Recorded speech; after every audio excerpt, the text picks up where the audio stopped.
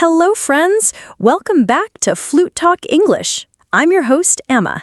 Today, we're not just talking about words, we're talking about something equally powerful: body language.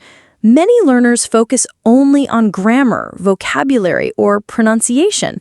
But here's the truth: communication is not only about words. In fact, research shows that body language, facial expressions, and gestures often speak louder than the words themselves. So why does body language matter when you speak English? Let's break it down. Reason 1, confidence shows before words. When you speak, people notice your body before your words. If you stand tall, keep your shoulders open, and make eye contact, you look confident, even if your English isn't perfect.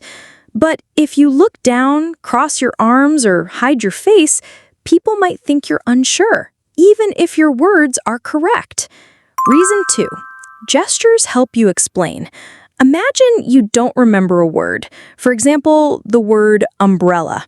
You can move your hand in a way that shows opening an umbrella. Most people will understand you instantly. Gestures are like a bridge when your English vocabulary is not enough. Reason 3, smiling builds connection. A simple smile can make your English sound friendlier. People feel more open to listen when your face shows warmth. Even if you make mistakes, your positive body language makes the conversation smoother. Reason 4, cultures and misunderstanding. Here's something important. Body language is not the same in every culture. For example, in some countries, nodding means yes, but in others, it can mean no. So when speaking English with international friends, watch and learn how they use gestures. It helps you avoid confusion. Reason 5, body language supports fluency. When you move your hands naturally while speaking, your brain feels more relaxed and your words come out faster. That's why even native speakers use hand gestures all the time. Movement helps fluency. Quick practice idea. Next time you practice English, try speaking in front of a mirror. Notice your posture, your eyes, your hands. Ask yourself, do I look confident? Am I smiling?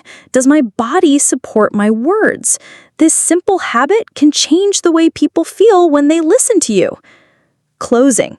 So remember, English is not just about grammar. Your body language is part of your English too. Stand tall, smile, use natural gestures, and you'll see how much easier communication becomes. That's all for today's episode of Flutalk English. Thank you for listening.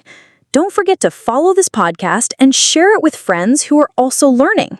See you next time, and keep speaking with both your words and your body.